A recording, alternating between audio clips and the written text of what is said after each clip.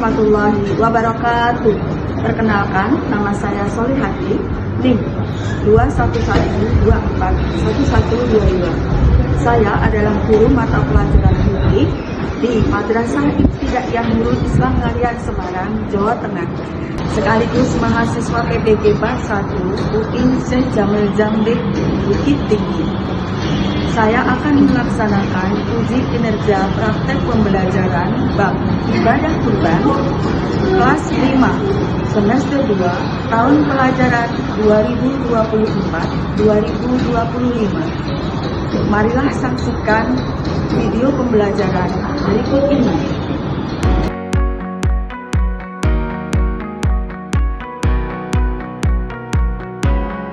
Assalamualaikum warahmatullahi wabarakatuh. Waalaikumsalam warahmatullahi wabarakatuh. Mana kabar anak-anak hari ini? Baik. Ada yang kelas hari ini? Ada. Siapa? Aika. Aika hari ini tidak masuk. Kenapa? Sakit. Demam ya. Kita doakan bersama-sama ya. Semoga Aika sembuh, lekas sehat, dan masuk sekolah lagi seperti biasa. Teman-teman, kita akan memulai pelajaran. Tapi sebelumnya kita akan berdoa dulu. Siapa ketua kelasnya? Oke. Iya,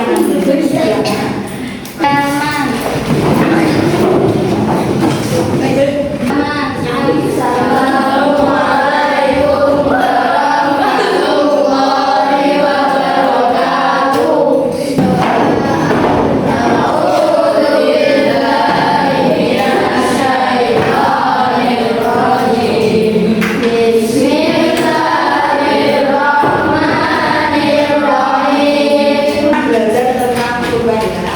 Sedangkan ada satu ayat yang menjadi dasar untuk kurban, yaitu terdapat dalam surat Al-Baqarah.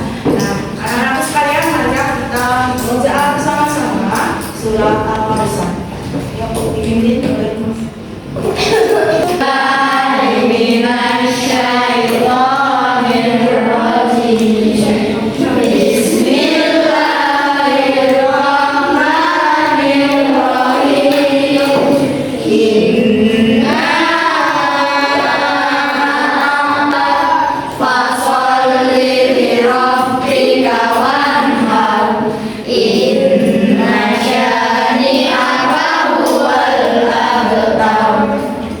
anak-anak sekalian. Hari ini kita akan belajar tentang ibadah kurban. Ya. Sebelum pelajaran dimulai, Ustazah akan menjelaskan tentang tujuan pembelajaran ibadah kurban. Ya. Yang pertama, tujuan pembelajaran ibadah kurban adalah satu, siswa dapat menjelaskan pengertian kurban dengan baik. Siswa juga bisa menyebutkan hukum kurban dengan benar. Yang kedua, siswa mampu menyebutkan syarat hewan kurban dan tata cara pelaksanaannya. Yang ketiga, siswa dapat mengidentifikasikan hikmah kurban dan relevansinya dalam kehidupan sehari-hari. Yang terakhir, siswa dapat menunjukkan sikap peduli dan berbagi melalui pembelajaran ibadah kurban. Sebelum pelajaran dimulai, Ustazah akan mengajukan beberapa pertanyaan ya. Yang tahu, yang bisa menjawab silakan tunjuk jari atau Ustazah yang menunjuk ya. Oke. Yang pertama, apa yang kalian ketahui tentang ibadah kurban? Yo, silakan tunjuk jari siapa yang tahu. Raise your hand. Oke, good. Ya Mas, silakan. Apa itu ibadah kurban? Ibadah kurban adalah kalau dari bahasa Arab, yaitu dari kata koraba yaqribu kurbanan, yang artinya mendekat. Jadi kurban dalam Islam berarti mendekatkan diri kepada Allah. Oke, bagus sekali. Dari kata bahasa Arab qoroba yang robu kurbanan artinya mendekat. Itu tadi jawabannya ya. Kemudian pertanyaan selanjutnya, mengapa kita harus berbagi daging kurban? Untuk menghidupkan sunnah Nabi Ibrahim. Oke, bagus sekali jawabannya. Untuk menghidupkan sunnah Nabi Ibrahim apa? Mendekatkan diri kepada Allah, boleh? Oke, bagus sekali ya. Untuk meningkatkan peduli sosial, ya, dengan ibadah kurban untuk meningkatkan peduli sosial, kemudian membantu orang lain yang membutuhkan. Itu juga termasuk mengapa daging kurban itu tidak dimakan sendiri, tetapi dibagikan kepada orang lain, ya teman-teman. Juga sebentuk rasa syukur kita kepada Allah. Tayangan video berikut ini kita akan belajar tentang ibadah kurban. Ya. Anak-anakku sekalian, saudara akan membahas tentang 1. Pengertian kurban, 2. Syarat-syarat hewan kurban, 3. Macam-macam hewan yang dijadikan kurban, 4. Syarat orang yang berkurban, 5. Pembagian daging kurban, 6. Tata cara berkurban, dan yang ke-7 hikmah berkurban. Pengertian kurban. Kurban secara bahasa berasal dari bahasa Arab, yaitu dari kata qurba yuqarribu kurbanan, yang berarti sedangkan pengertian kurban secara istilah berarti menyembelih hewan tertentu dengan niat mendekatkan diri kepada Allah Subhanahu wa Ta'ala pada hari raya Idul Adha atau hari tasyrik, yaitu tanggal 11, 12, dan 13 Dzulhijjah. Anak-anak sekalian, seperti yang sudah kita lihat dalam tayangan, bahwa pengertian kurban yaitu berasal dari bahasa Arab, dari kata qurba yuqarribu kurbanan. Artinya apa tadi? Mendekat, yaitu mendekatkan diri kepada Allah. Ya. Untuk dijadikan kurban adalah hewan yang sehat dan gemuk, tidak kena penyakit, tidak boleh cacat seperti pincang, buta, terpotong telinga, dan sebagainya.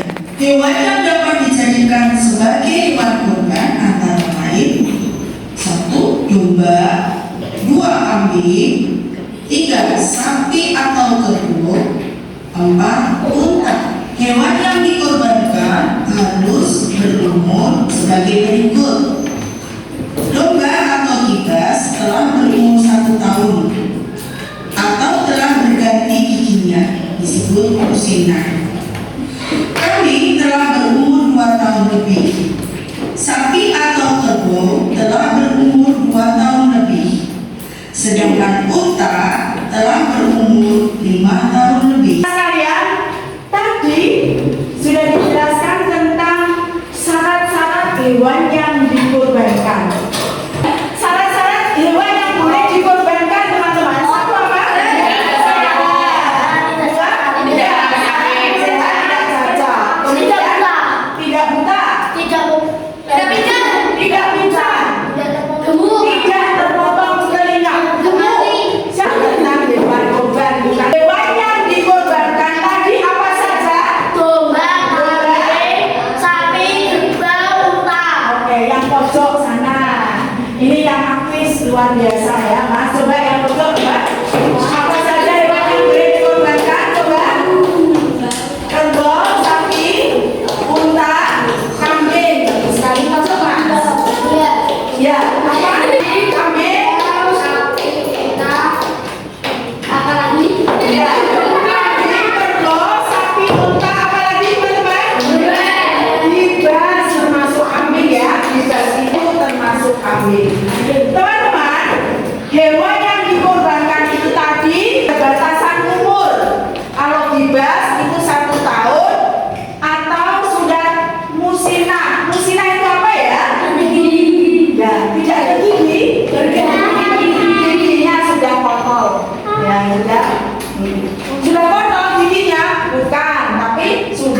tumbuh di hewan yang harus dikorbankan itu harus ada batas-batas usia tertentu ya teman-teman.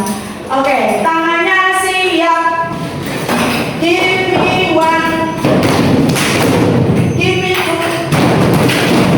give me three. Masya Allah, luar biasa. Sekarang kita lanjutkan syarat orang yang berkorban. Jadi orang yang berkorban itu ada syarat-syaratnya.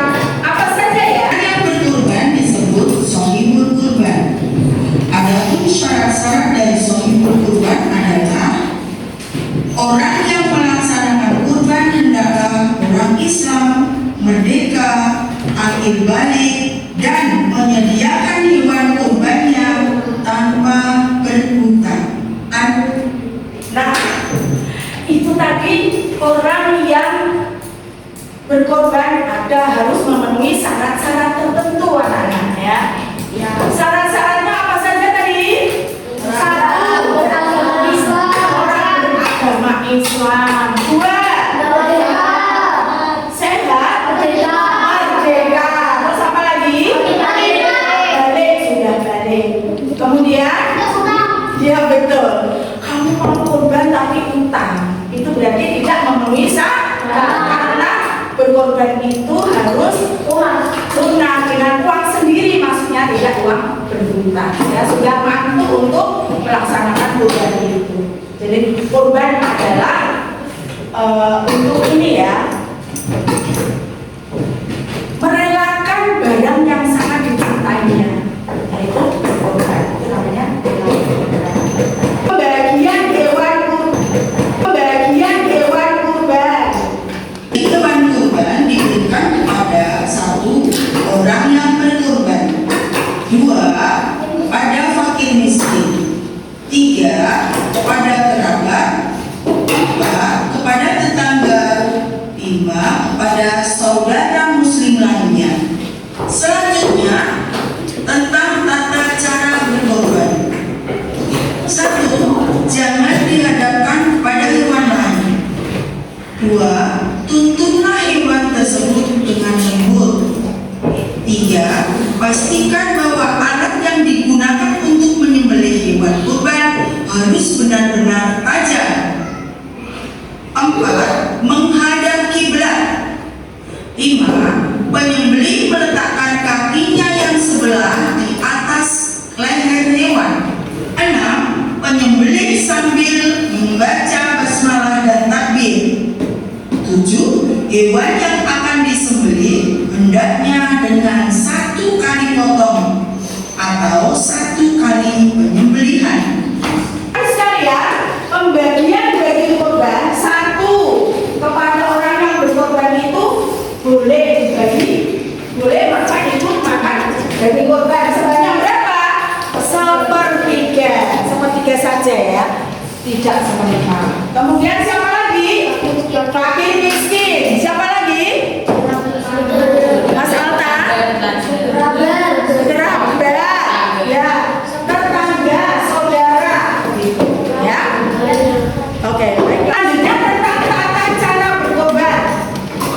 Kalau berkorban ada tata cara atau sopan santunnya ya. Meskipun itu yang kita korbankan adalah binatang, maka kita tetap harus melakukan dia dengan baik. Yang pertama dengan cara apa tadi?